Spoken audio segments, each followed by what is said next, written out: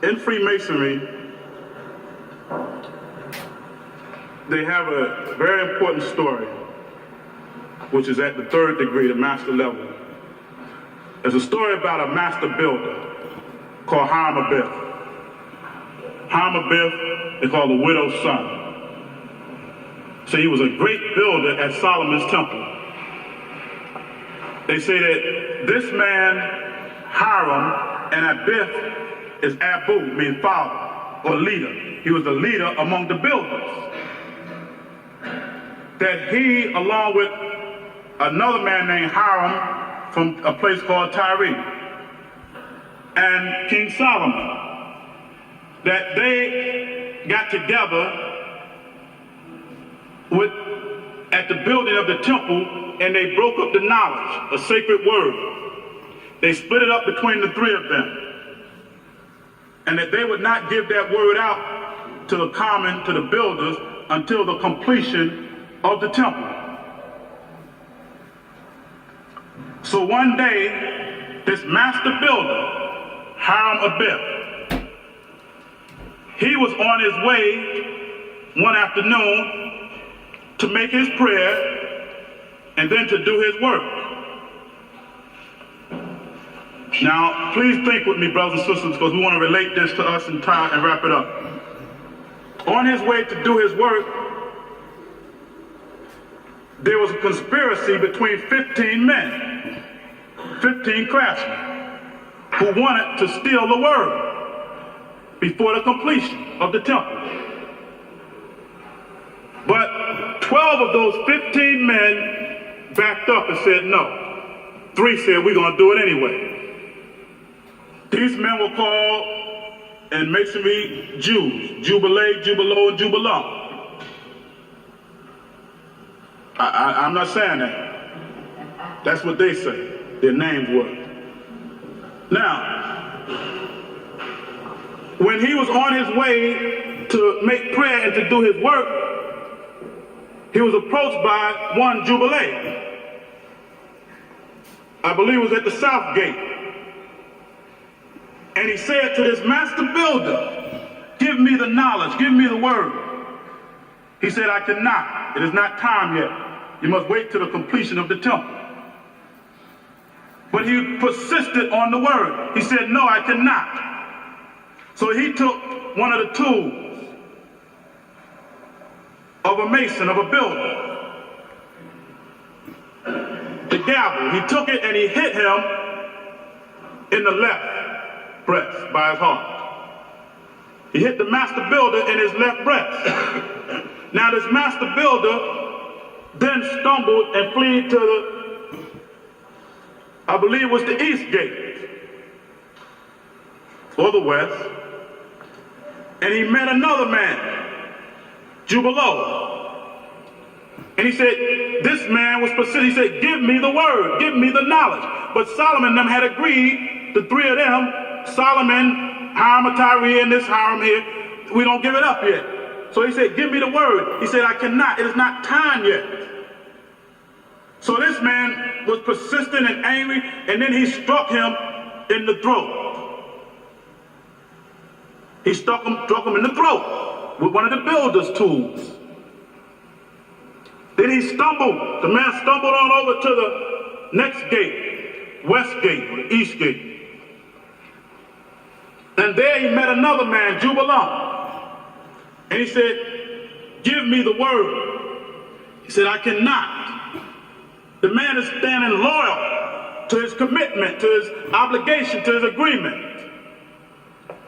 And he refused to give up the word. So this one was even more persistent. He said, give up the word before I kill you. And he refused. And he said, die then. And he struck him in the head. Struck him in the head. Now he hit him here, here, and here. By the heart, the throat, and the head. Now, after that, they took this man and they threw him over in the rubbish. And then that was at high 12 at noon. Then at midnight, they came back, got him from the rubbish, and buried him in the west on a hill.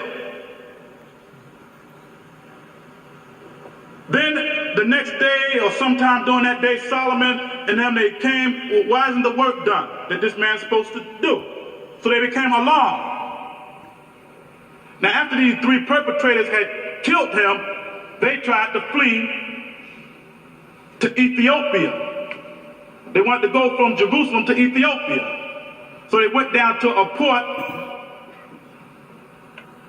going into Ethiopia, but the captain wouldn't have let them get on the boat to leave because they didn't have the proper word. So they went into hiding. So then Solomon, they see the man is nowhere around, so they became alarmed. And the other 12 that was a part of the 15, they told them what happened. They recanted. So they broke them up into groups and they sent them out looking for the master builder. The master builder, Hiram. So they searched and they searched, and then one group of these men found him at the grave. Accidentally found him. They went back and they reported it. Then they came to the grave, Solomon and his people, according to that story. Now, when they came to the grave, Solomon has said, whatever is said, we will come up with a substitute word, because they felt that the word was lost. So when they approached the grave, they threw their hands up and said, "Oh God, my Lord, was there no help for the widow's son?"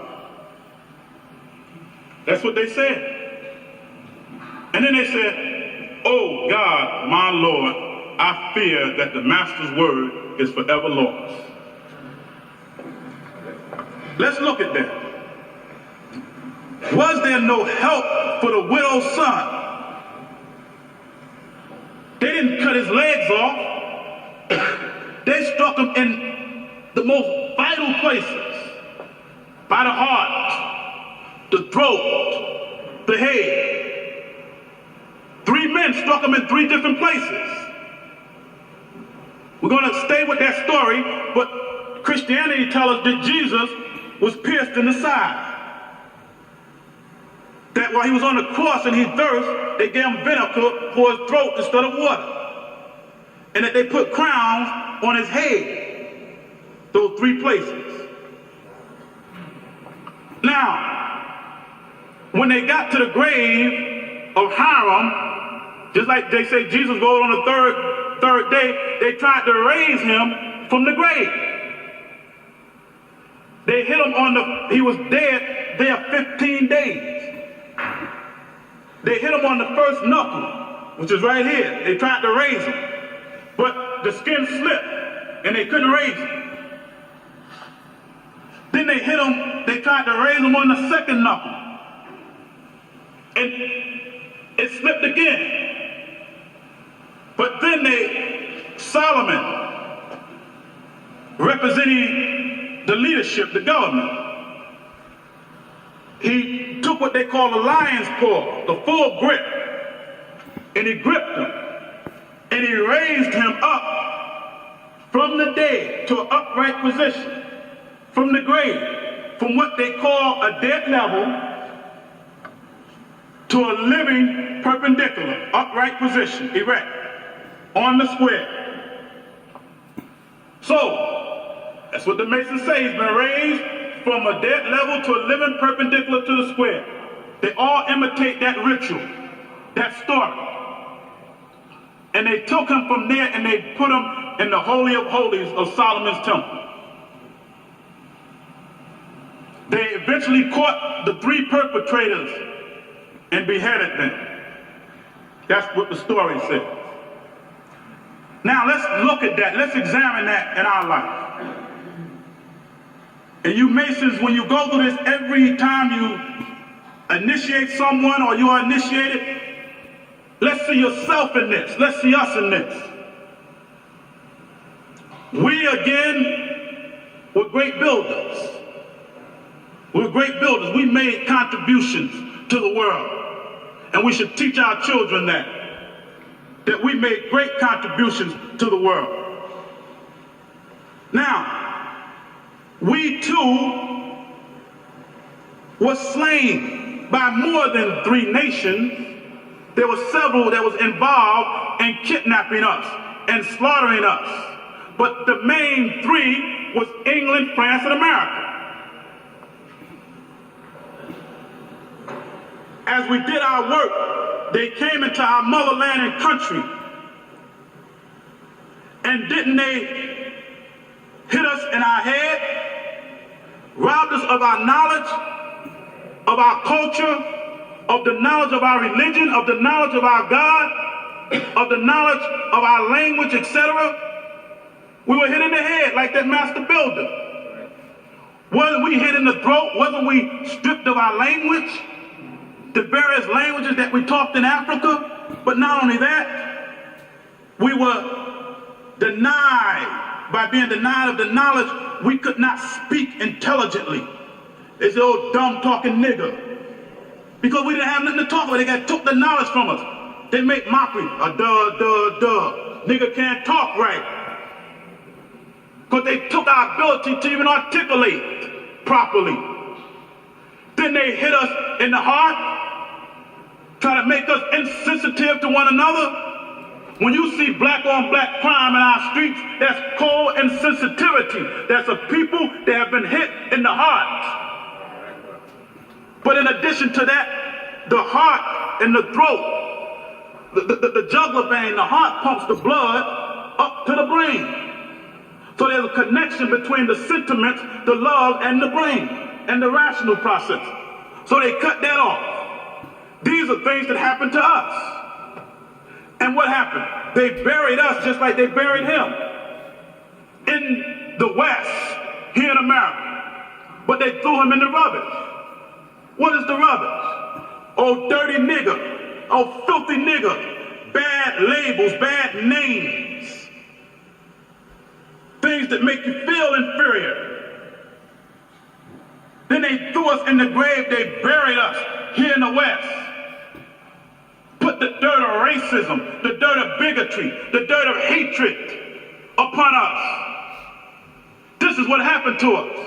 And approaching the grave, they came up with a substitute. What, did not we get a substitute culture for our real culture? Didn't we get a substitute religion for our religion? A substitute environment? So they gave us a substitute. And that's what they teach, that the word will be lost until future times. Until future times. But this is future time. This is future time. And by the grace of God, we will restore the knowledge. We'll restore the lost knowledge.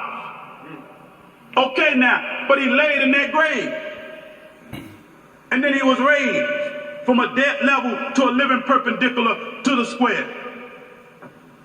Now, how was he raised? On 5 points of fellowship, they call it. Mouth to ear, chest to chest, hand to back, knee to knee, toe to heel. 5 points. But let's look at that as we're trying to wrap it up, brothers and sisters. Aren't we raised from our 5 senses? When we come here, we appeal to the 5 senses first. Information come in through the 5 senses. In the religion of Islam, the religion is established on 5 pillars. Muslims must make 5 prayers. That's what raised us.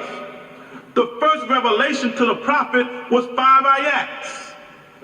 So it's 5. And in the Christian Bible, they say that Jesus fed the multitude with 2 pieces of fish and 5 loaves of bread.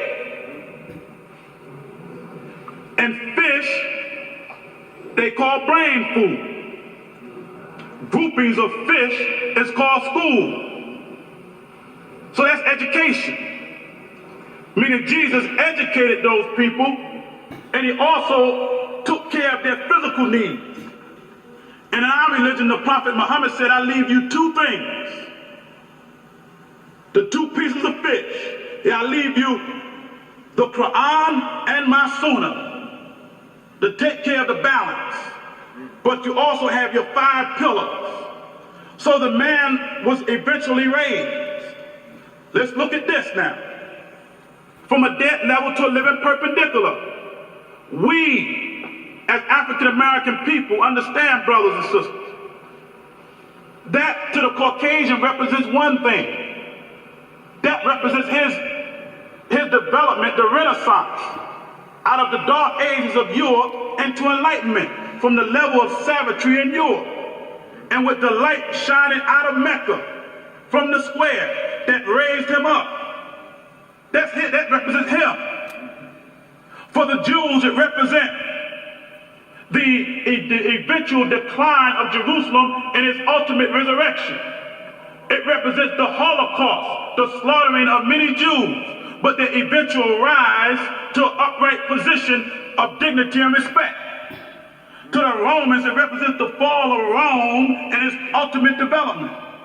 To England and Britain, it represents the fall of Britain and to its ultimate rise back to leadership. For America, it represents the Depression and its ultimate rise up out of the Depression of the 20s, etc. What am I saying? Other people look at these stories and relate it to themselves.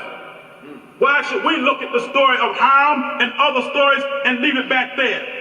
Shouldn't we look at the death or resurrect the death of Ham Abith and his ultimate resurrection as our enslavement, our death, but our determination to stand upright as dignified people? Shouldn't we look at it like that, brothers? That's what we encourage. That we motivate ourselves and our children to look at themselves as rising, shining stars coming up from the dungeons. In Masonry again, as we're wrapping these few concepts up now. When they enter the lodge, they get pierced, what they call a shock of entrance. You get pierced in the left breast with a compass. And I say, as that pain is here, the recollection of revealing any secret, a pain should come to your mind. You should reflect on that pain. They call it the shock of entrance. Brothers, that represents culture shock. For us, when we were uprooted from Africa and just thrown here into America, that's culture shock. No preparation, no time to adapt, just thrown into this environment. That's painful, brother. Painful to the heart and the mind. They talk about crossing the burning sand. When they talk about crossing the burning sands, brother, believe me, this is referring to us. And if you study it, the story of Ham Abith was never a part of ancient Masonry. That was introduced into Masonry in 1717 or 1725 in that area with the revival there in England. But if you study beyond that, there's no such thing as a master builder being slain and resurrected. In the 1700s, we were in slavery. They were secretly recording what was happening. Brother, God is my witness. If you research it, you will see there was no story of Ham Abith, the master builder being slain, resurrected, and all that goes with that prior to the 1700s, prior to 1725. Why was it introduced then? It was introduced then because that's what was happening to us. Slavery was the most economical thing in this country then. So naturally they were going to record what was happening. Let me move on. Now, crossing the burning sand. For us, for them, it means something else. It means crawling across the burning sands of racism and bigotry, brother. The heat of racism and bigotry on us. Sand is hot. When it's hot, and even when it's not, it's hard for you to get stability on the sand. You can't get a solid foundation on the sand. The Bible tells you that. It tells you one man built this house on sand. And when the winds came, it blew his house down. And it said another one built it on a solid foundation, and it withstood the weather, the bad and inclement weather. So the sand represents what? For us, our inability at that time to get a good footage in America, to instability in America, our unstable condition, and it burnt us. The heat of racism, it was burning and painful on us. The other thing you have, these points I want to bring out, the cable tow, the rope that you say the cable tow, you will come to the extent of your cable tow for your brother. It's put around your neck, put around your arm, put around your waist. Did not they put chains and ropes on our neck, on our waist, on our chest? Didn't they weight us down with chains and ropes? Didn't they hang us with ropes, brothers? That's what that represents. On one level, on a spiritual level, the umbilical cord, that mystic connection of family. But for us, we should see ourselves in that rope is like that cross, that burning cross of the Ku Klux Klan, that rope that they hung our people with and had parties while they did it. That's what that rope, that cable tow, brother, represent to us. That binding, that binding, that choking bind. They have another thing they call the hoodwink, the blindfold. You can go through those rituals, just relate it to ourselves. Understand, say, brother, what you going through refer to you, not something back there in Jerusalem nowhere or nobody else. This is teaching you your history. The blindfold, hoodwink. Who was more blinded, hoodwinked to themselves? Who are more blind and hoodwinked to the knowledge of science, the knowledge of culture, the knowledge of religion, the knowledge of everything? We were hoodwinked, we were blindfolded. They plucked our eyes out. We could not see for ourselves. You're blindfolded and you're led around the lodge by somebody else. We're led around this world by other people. We were blindfolded. We were blindfolded. The hoodwink was put on. When will it be snatched off? Won't we see those three great lights? Now they say the man is neither barefoot nor shoe. He has one slipper on and one slipper off. At the beginning it's on the left foot and the next one is the right. Barefoot nor shoe. We never knew where we stood in America. We don't know where we coming or going. We don't get no balance in America. That's what all of these things are related to us. Right there in that story, many of the rituals, many of the certain aspects of Masonry refer to us. And not as a racist thing, but what I'm pointing out is other people relate that story to themselves. That's what that represents, the rise and fall of man, the rise and fall of nations. That's what that represents. So I hope with that story, as I conclude with these points, that we could see a relationship for those who know about those stories, who know about that, and even other stories, that we can see ourselves in these things. That's what we want to do. We want to be able to see ourselves, not to feel superior on a race thing than other people. I can't stand up here as a Muslim and teach superiority of the races, not on a basis of color and skin. Allah said in the sight of Allah, the best is he who is most righteous and most mindful of his duty. So I don't mean from a race thing, but I mean from a position of one of integrity, of course, but for our children and for us to see ourselves in these things, for the purpose of information, and relate these stories, relate these things to us, the master builder, etc. Now, in my conclusion,